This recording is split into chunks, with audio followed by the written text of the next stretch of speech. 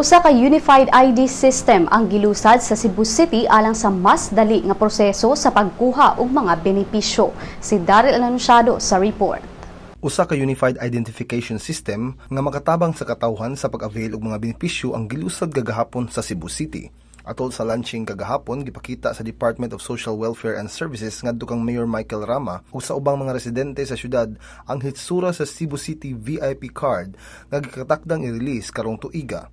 Ang maong ID maglakip sa impormasyon sa address sa benepisyaryo, edad, contact numbers, voter identification number ug uban pang number sama sa katong gi-issue ngadto sa mga senior citizens and persons with disabilities kung kinahanglan.